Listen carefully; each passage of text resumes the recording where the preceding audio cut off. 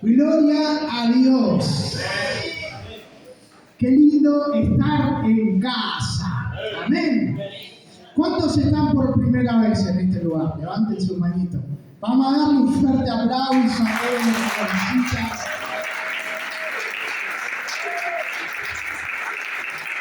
Amén. Nuestro deseo que se puedan sentir en casa. Padín levantó la mano allá en el fondo. Muy bien, quiero compartirte un mensaje que el Señor puso en mi corazón en estos días, en esta semana. El Señor estuvo hablando a mi corazón, algo que tenía que compartirles en esta tarde. Quiero ser muy obediente a la voz de Dios, a lo que Él me estuvo hablando en estos días, y quiero compartírtelo. Y yo le titulé a este sermón, otra vez la misma historia. ¿Cuántos le han dicho a sus hijos, pero otra vez la misma historia? ¿Cuántos le han dicho a su esposa? Otra vez la misma historia, se vuelve a repetir lo mismo. No se mire nadie. Eso mismo me pasa, dice por ahí. No te ha pasado, muy bien, Pablo. Qué envidia. Bueno. Pero no me quiero meter en esos asuntos, sino me voy a meter en problemas. En esta tarde no voy a enfocarme ahí, pero quiero que me acompañes a la Biblia, a la palabra de Dios, al libro de Lucas, capítulo 5, libro de Lucas, capítulo 5, del 1 en adelante. Vamos a leer dos historias muy parecidas, casi similares.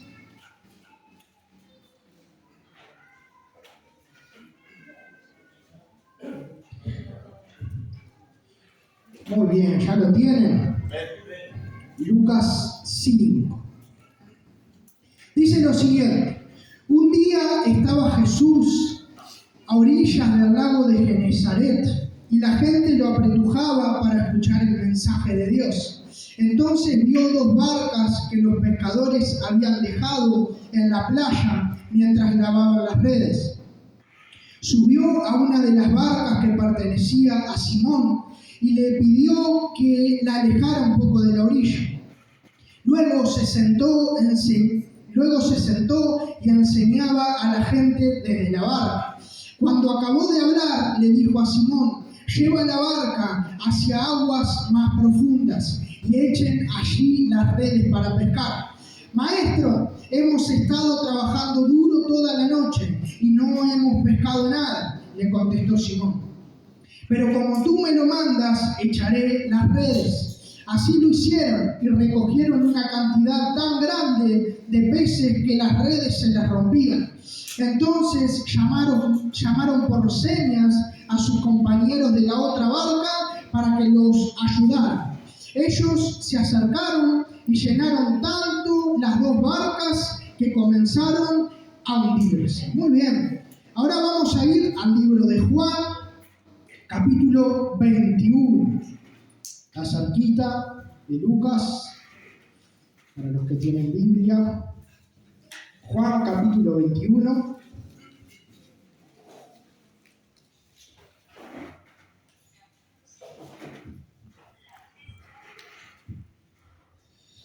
Muy bien, leemos Juan capítulo 21, del 1 en adelante. Después de esto, se apareció de nuevo a sus discípulos junto al lago de Tiberíades. Sucedió de esta manera. Estaban juntos Simón Pedro, Tomás, al que apodaban el gemelo, Natanael, el de Canaá de Galilea, los hijos de Zebedeo y otros dos discípulos. Me voy a pescar, dijo Simón Pedro. Nos vamos contigo, contestaron ellos. Salieron pues de allí y se embarcaron, pero esa noche no pescaron nada. Al despuntar el alba, Jesús se hizo presente en la orilla, pero los discípulos no se dieron cuenta de que era Él. Muchachos, ¿no tienen algo de comer?, les preguntó Jesús. No respondieron ellos. Tiren la red a la derecha de la barca y pescarán algo. Así lo hicieron, y era tal la cantidad de pescados que ya no podían sacar la red. Es el Señor, dijo a Pedro, el discípulo a quien Jesús amaba. Tan pronto como Simón Pedro le oyó decir, es el Señor, se puso la ropa, pues estaba semidesnudo, y se tiró al agua. Los otros discípulos lo siguieron en la barca, arrastrando la red llena de pescados, pues estaban a escasos 100 metros de la orilla.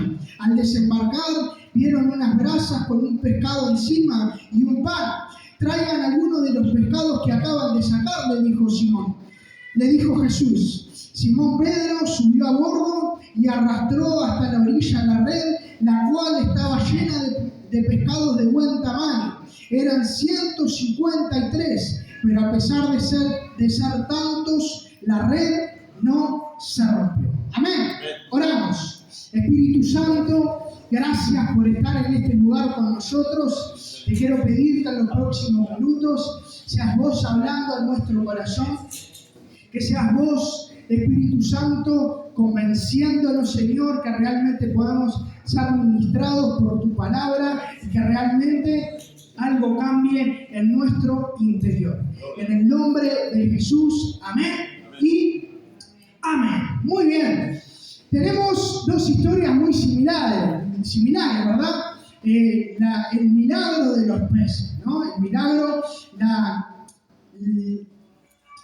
dice acá Jesús y la pesca milagrosa. Dos milagros muy similares, pero acontecen en momentos diferentes. Uno, al principio del ministerio de Jesús, cuando recién estaba eligiendo a sus apóstoles, y después el segundo milagro, que vuelve a pasar lo mismo, la pesca milagrosa, pasa cuando Jesús ya resucitó, antes de irse al cielo. Ahora, dos historias muy parecidas. Nos encontramos a los discípulos frustrados. ¿Por qué?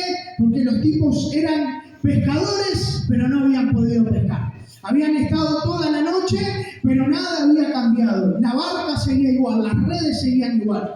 Y Jesús aparece en acción y hace un milagro donde las redes se desbordan de tantos pescados. Ahora hay una diferencia entre estos dos milagros. ¿Se dieron cuenta cuál es? No estuvieron atentos, cuando le dimos. ¿Alguno se dio cuenta o no?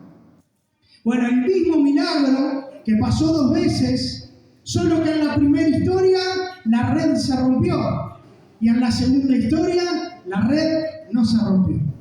Tenemos dos historias donde la frustración era la misma, donde lo que habían intentado por horas y horas y horas no ocurría. Pero apareció Jesús y algo cambió. Un milagro ocurrió. Hola, Pilú. Un milagro ocurrió, algo sobrenatural aconteció. Y eso es lo que pasa cuando Jesús entra en nuestras vidas. Tal vez todo aquello que por años intentamos, con una aparición de Jesús, algo cambia, algo se transforma. Y hoy, en esta tarde, estamos juntos en casa buscando una aparición de Jesús, una palabra de Jesús. Y quiero asegurarte que si Jesús habla, algo cambia en nuestra vida. Algo se transforma en nuestras casas. Algo pasa en el matrimonio cuando hay una palabra de Jesús. Algo cambia en nuestra casa cuando hay una palabra directamente del cielo. Eso es lo que pasa cuando Jesús habla. Y fue lo que le pasó a los discípulos, que ante una pesca milagrosa en la primera ocasión no estaban preparados. ¿Por qué? Una de las razones por las cuales las redes se empezaron a romper y no pudieron llegar a juntar todos esos peces era porque estaban en barcas diferentes. Las redes, dice que empezó a ocurrir el milagro y los discípulos empezaron a llamar a las otras barcas que nos vengan a ayudar. Eso es lo que pasó, estaban en barcas diferentes. Esa es la diferencia más grande entre los dos milagros. Estaban en barcas diferentes. Un milagro de parte de Dios.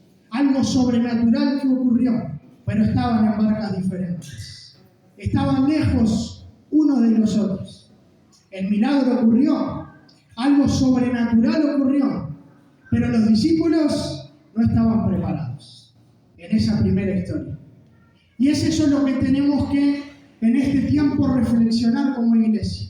Dios quiere hacer milagros, Dios quiere seguir trayendo crecimiento, pero ¿estamos preparados para sostener los milagros que vienen de parte de Dios? ¿Estamos preparados para poder llevar adelante el propósito que Dios quiere con cada uno de nosotros? Dice Lucas 5:7 que eran tantos los peces que las barcas se empezaron a hundir. Ante los milagros y lo que Dios quiere hacer en nuestras vidas, o lo podemos sostener con la ayuda de Dios, o nos empezamos a hundir. Necesitamos estar preparados para lo que Dios quiere hacer en este tiempo, en nuestras vidas. Estaban en barcas diferentes, y lo que tendría que haber sido algo disfrutable, se empezaron a hundir. Necesitamos estar preparados para lo que Dios tiene en este tiempo. Necesitamos estar seguros de que las redes no se nos van a romper como iglesia, que cuando vengan los milagros vamos a poder sostener todo aquello que viene de parte de Dios. Algo que me impacta, siempre nos encanta convivir y leer de las historias de avivamiento de los hombres de Dios a lo largo de la historia, los hombres de Dios en Argentina, los milagros que ocurrían, las liberaciones. Tremendo, pero hay un detalle: todos los avivamientos que hubo a lo largo de la historia tuvieron un comienzo, pero también tuvieron un final. ¿Por qué? Porque las redes se empezaron a romper. La iglesia no estaba preparada. Es todo lo que pasó en Argentina por años, a través de hombres de Dios como Claudio Freyson, como Anacondia, como tantos otros. La gente corría a las campañas, corría, recibía los milagros. A los meses había dejado de seguir a Cristo, porque las redes no estaban preparadas para el mover de Dios. Entonces, en este tiempo necesitamos preparar nuestro corazón como iglesia, madurar en aquellas cosas que tengamos que madurar, para que todo lo que Dios quiere hacer en este tiempo lo podamos recibir de la mejor manera. Ahora, hay algunos puntos que te quiero hablar. Lo primero es cómo se empiezan a romper las redes, para poder entender como iglesia cómo se empiezan a romper las redes. Lo primero y más importante es cuando estamos en barcas diferentes. Cuando estamos en barcas diferentes. Y vos me puedes decir, Fede, pero estamos todos en base a lo mismo. Venimos los domingos, cantamos, adoramos juntos y escuchamos la palabra juntos. Pero estar juntos no significa estar unánimes. Estar juntos no significa estar en un solo sentir. Y es eso lo que necesitamos, estar en este tiempo como iglesia, en un solo sentir, apuntando todos hacia lo mismo. Que aún los nuevos que lleguen sientan ese lugar en casa, que pueden ser parte del mover de Dios, de lo que Dios está derramando en Mercedes en este tiempo. Pero necesitamos estar alerta. ¿A qué cosas le estamos dando lugar en nuestro corazón? ¿Qué cosas estamos dejando entrar en nuestra vida? ¿Qué cosas nos están afectando en este tiempo que necesitamos entregarlo a Dios, a sus pies? Necesitamos entender y aprender a tratar los problemas como iglesia. Siempre hay un consejo que le damos a los matrimonios, que aprendan a tener charlas incómodas. Esas charlas incómodas que son difíciles, pero que sanan el corazón. ¿En qué estuve mal? ¿Qué te molestó? ¿Cómo lo podemos solucionar? Jesús tuvo de esas charlas a lo largo de la Biblia. Que nos encontramos a Jesús hablando con Pedro en un momento difícil, cuando él estaba herido, cuando estaba mal. Jesús se acercó y tuvo esa charla y fue para sanidad para Pedro. Nos vemos a Jesús teniendo charlas incómodas con la mujer samaritana. Nos encontramos a Jesús teniendo charlas incómodas muchas veces con los fariseos que no entendían nada, pero Jesús les explicaba. Otras conversaciones que tampoco Jesús ni participaba. Hay que ser sabios en dónde no meternos, pero hay que tener sabiduría como iglesia para poder sostener lo que hemos alcanzado hasta ahora. Tenemos que tener sabiduría para poder resolver nuestros conflictos como familia. Somos una familia. Hay cosas que tenemos que hablar, ¿verdad? Hay confianza, estamos creciendo, necesitamos ser hermanos en la fe, necesitamos estar juntos y juntos construir esto que es ser casa. Sé y entiendo que Dios quiere hacer aún cosas mucho mayores de las que ha hecho hasta ahora.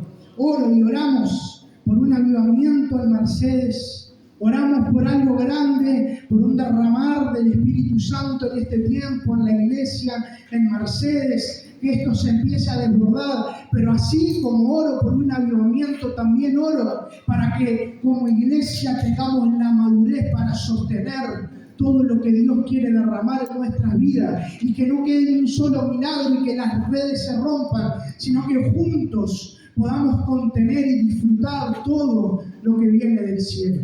¿Estás conmigo? Amén. Cómo estamos en distintas barcas, cómo se empieza a romper las redes. ¿Sabés cómo? Cuando Jesús deja de ser el centro y nosotros nos ponemos en el lugar de Jesús. Sin darnos cuenta, muchas veces tomamos el lugar que le pertenece a Jesús, sin darnos cuenta.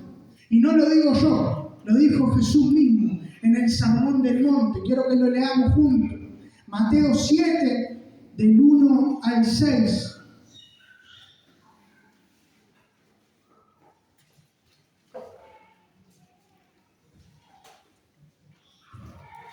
No juzguen para que nadie los juzgue a ustedes, porque tal como juzguen se les juzgará y con la medida que midan a otros se les medirá a ustedes. ¿Por qué te fijas en la astilla que tiene tu hermano en el ojo y no le das importancia a la viga que está en el tuyo?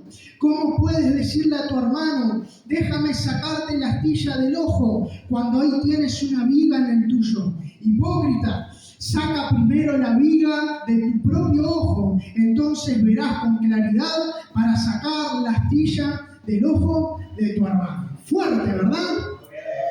Se puso picante Jesús. Bien fuerte.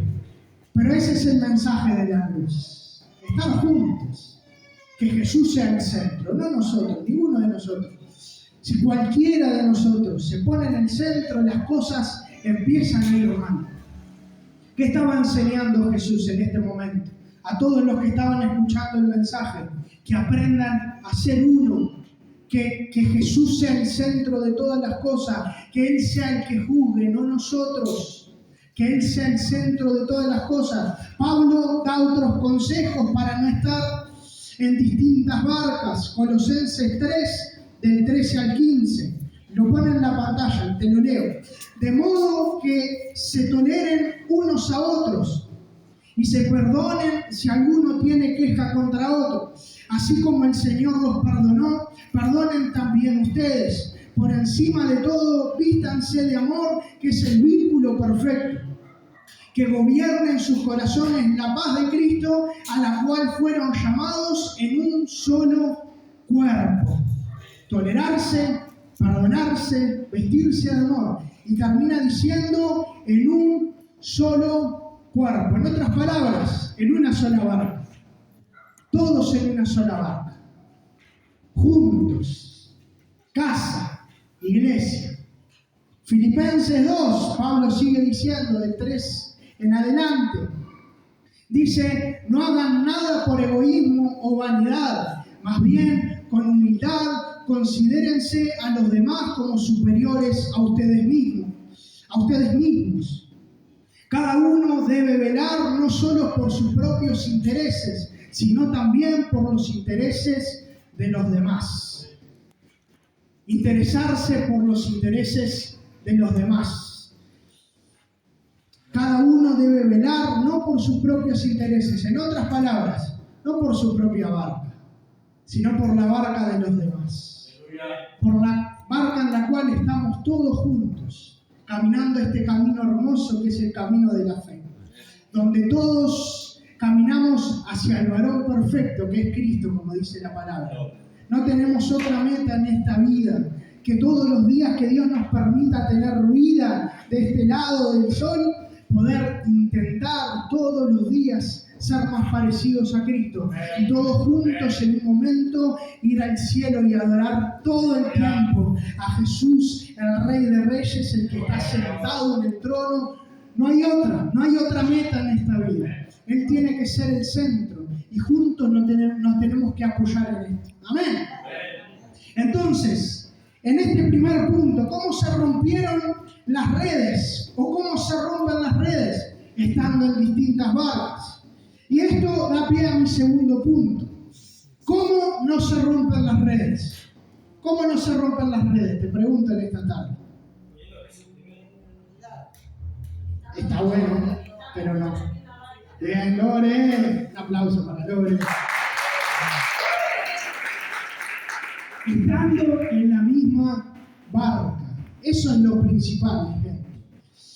Eso es lo principal, permaneciendo juntos en la misma barca. Esa es nuestra cultura como casa, esa es nuestra visión como casa, caminar juntos, estar juntos, levantarnos cuando otro se cae. Si uno está triste, todos ayudamos a levantar a esa persona. Mirá, la armadura de Dios que está en Efesios 6, ahí sí, te pido que me acompañes, Efesios 6, del 10 en adelante, la armadura de Dios. Mientras lo vas buscando, cuando entendemos que tenemos que estar en la misma barca, estamos preparados para que las redes no se rompan. Amén. Efesios 6 dice, por último, del 10 en adelante, por último, fortalezcanse con el gran poder del Señor. Pónganse toda la armadura de Dios para que puedan hacer frente a las artimañas del diablo. Porque nuestra lucha no es contra seres humanos, sino contra poderes, contra autoridades, contra potestades que dominan este mundo de tinieblas, contra fuerzas espirituales malignas en las regiones celestiales. Por lo tanto, pónganse toda la armadura de Dios, para que cuando llegue el día malo puedan resistir hasta el fin con firmeza. Manténganse firmes, ceñidos con el cinturón de la verdad, protegidos por la coraza de justicia y calzados con la disposición de proclamar el evangelio de la paz. Además de todo esto, tomen el escudo de la fe, con el cual pueden apagar todas las flechas encendidas del maligno. Tomen el casco de la salvación y la espada del Espíritu, que es la palabra de Dios. Oren en el Espíritu en todo momento con peticiones y ruegos. Manténganse alerta y perseveren en oración por todos los creyentes. Vamos a leer ese versículo 18 de nuevo. Dice, oren en el Espíritu en todo momento con peticiones y ruegos. Manténganse alerta y perseveren en oración por todos los creyentes. Muy bien, orando por todos los creyentes, por todos los santos, dice otras versiones. Perseverando en oración los unos por los otros. A veces este versículo se saca o se deja parte de la armadura de Dios. A veces decimos, está con el escudo, con el casco, con la espada, ya estoy bien, voy a la batalla. Pero todo eso nos sirve de pelear para adelante. Pero ¿quién cuida nuestras espaldas? Esto mismo, las oraciones. Las oraciones los unos por los otros. Hay momentos que por más que querramos, no podemos solos. Aunque querramos creernos Superman, no podemos solos. No podemos. Ninguno de nosotros. Por eso Dios diseñó esto tan hermoso que es la iglesia. Esto tan hermoso que es el cuerpo de Cristo. Porque ninguno puede solo. Ojalá pudiéramos solo, pero no. Jesús, me encanta que Jesús, siendo Jesús, el Hijo del Hombre, siendo Dios mismo, eligió a 12 para que lo acompañen. ¿Jesús podía solo? Podía solo. Pero ¿saben lo que nos estaba enseñando? ¿Cómo funciona la iglesia? Que lo hacemos juntos. Jesús lo podría haber hecho solo. pero decidió rodearse de discípulos que lo acompañaran en su ministerio.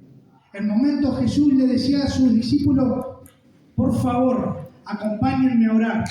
Los tipos se dormían, pero bueno, eso es tema de otra conversación. Pero eso es lo hermoso de la iglesia, que contamos los unos con los otros. Eso es lo hermoso de ser casa. Eso que dice ahí en la entrada, un lugar de nuevos comienzos, no es una frase porque sí. Es porque cuando nos encontramos con Jesús, realmente encontramos un lugar de nuevos comienzos. La esperanza que se había ido empieza a volver. La fe que se había ido empieza a volver. La tristeza que por años nos invadió la mente, el corazón, las emociones se empiezan a ir y empiezan a ser transformadas por la paz de Dios que sobrepasa nuestro propio entendimiento. Eso es lo que hace Jesús. Nos transforma por completo. Ya no vivimos nosotros, vive Cristo en nosotros y en Él está todo lo que necesitamos. A veces creemos que necesitamos un gran trabajo, un gran sueldo para estar bien, felices, pero necesitamos a Cristo. Es el autor y consumador de nuestra fe. Es el único que puede transformarlo todo en nuestro interior. Aquello en lo que nosotros no podemos, en lo que ni los pastores podemos cambiar a la gente, ni transformar a la gente. Es ahí donde entra Jesús, en la relación personal con Jesús, que algo empieza a cambiar, empieza a avivar el fuego que sale desde lo más profundo. Necesitamos de Jesús como iglesia. Necesitamos que Él vuelva a ser el centro, si no las redes se van a romper. Si no las redes se van a romper, necesitamos que Jesús sea el centro. Necesitamos que Jesús sea el centro.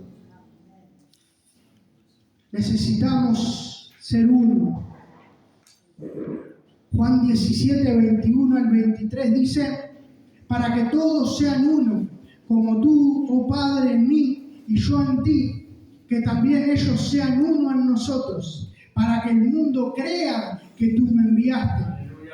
La gloria que me diste yo les he dado, para que sean uno, así como nosotros somos uno. Yo en ellos y tú en mí, para que sean perfectos ¿en qué? En unidad, para que el mundo conozca que tú me enviaste y que los has amado a ellos como también a mí me has amado. Poneme el versículo 21, Alvarito. Para que todos sean uno, como tú, oh Padre, en mí y yo en ti, que también ellos sean uno, para que el mundo crea que tú me enviaste, para que también ellos sean uno. ¿Quiénes? La iglesia, nosotros, que podamos ser uno, para que la gente crea. La gente puede creer por milagros, la gente puede creer por una palabra, la gente puede creer por muchas cosas, pero también ¿sabes por qué cree? Por la unidad de la iglesia, por vernos unidos, por vernos caminando en un mismo sentir, saber de que no importa lo que la gente opine, saber de que la iglesia, que Jesús nos cambió. No importa las opiniones, no importa lo que diga, quiénes son esos loquitos que vienen a la iglesia los domingos, que a veces saltan, que a veces lloran, que a veces son ministrados. ¿Quiénes son esos loquitos? Esos loquitos eran gente que no tenían esperanza y encontraron esperanza en Jesús. Esa gente que estaba amargada y encontró la paz en Jesús. Eso somos nosotros. Somos la iglesia que siempre depende de Jesús, porque sola no puede. Porque solos no podemos. Hay gente que vino buscando un cambio en esta tarde. Y es Jesús ese cambio. Es Jesús el cambio. Él es el camino, la verdad y la vida.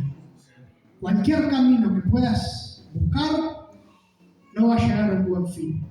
Cualquier verdad que te digan por ahí, si no es Jesús, no hay otra gente.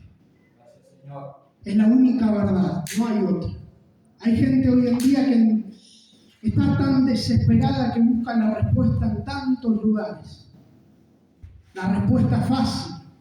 Jesús sigue siendo la respuesta. Cristo sigue siendo el que transforma vidas. Ese es el Evangelio. Ese es el Evangelio que sigue transformando vidas. Necesitamos permanecer unidos. El diseño de la iglesia es el único. El diseño de la iglesia, el diseño que Dios preparó para la iglesia, es el único que sigue permaneciendo en unidad. Si miramos el mundo, los gobiernos están todos divididos. Están todos uno en contra del otro. Si vemos la familia lejos de Dios, la familia lejos del diseño de Dios, totalmente dividida, separada. Ese es el diseño de Satanás, pero el diseño de Dios es la unidad. ¿Y sabes qué? En este tiempo Satanás nos quiere ver que perdemos esa unidad. Ese es el trabajo del enemigo en este tiempo. Que la misma unidad que vemos en todos lados, en el informativo, en tantos lugares, se meta dentro de la iglesia, se meta entre nosotros, que haya conflictos. La mayoría de los conflictos que pasan con las personas son espirituales. Son espirituales, no son en lo natural, son espirituales. Y si no aprendemos a tratarlos como cosas espirituales, ¿sabés lo que va a pasar? Las redes se van a romper. Y eso es lo que quiere hacer Satanás en este tiempo.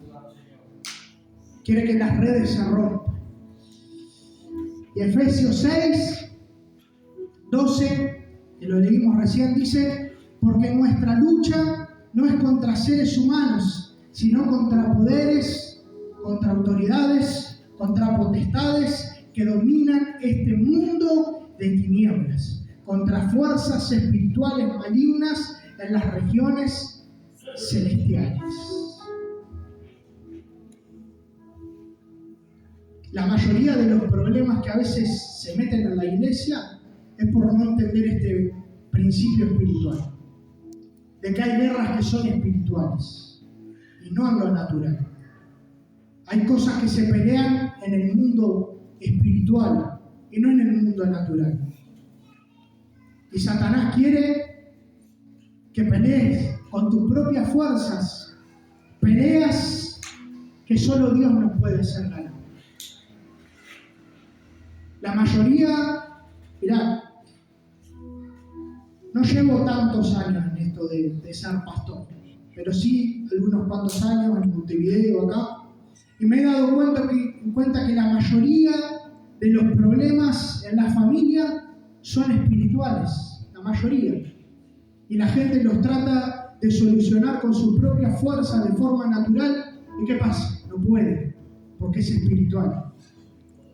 La mayoría de los problemas matrimoniales que hay son espirituales. Y la gente los trata de solucionar con su propia fuerza. Es porque no ha entendido este principio. Déjamelo, hermanitos. Es porque no ha entendido este principio. Hay cosas que no podemos con nuestras propias fuerzas. Y si no entendemos esto, por más que haya milagros, por más que haya cultos sobrenaturales, con profecía, como hemos vivido, como vivimos el domingo pasado, si no entendemos este principio, las redes se empiezan a romper. Necesitamos que Jesús sea el centro de todas las cosas. La iglesia es el diseño, el único diseño que en este tiempo nos puede mantener unidos. Y Satanás quiere ir en contra de eso. Satanás quiere a tu familia destruida. Satanás quiere a tu matrimonio destruido. Y tenés que entender de que esta lucha no es con tus propias fuerzas. Es con las fuerzas que vienen del cielo. Es espiritual la pelea.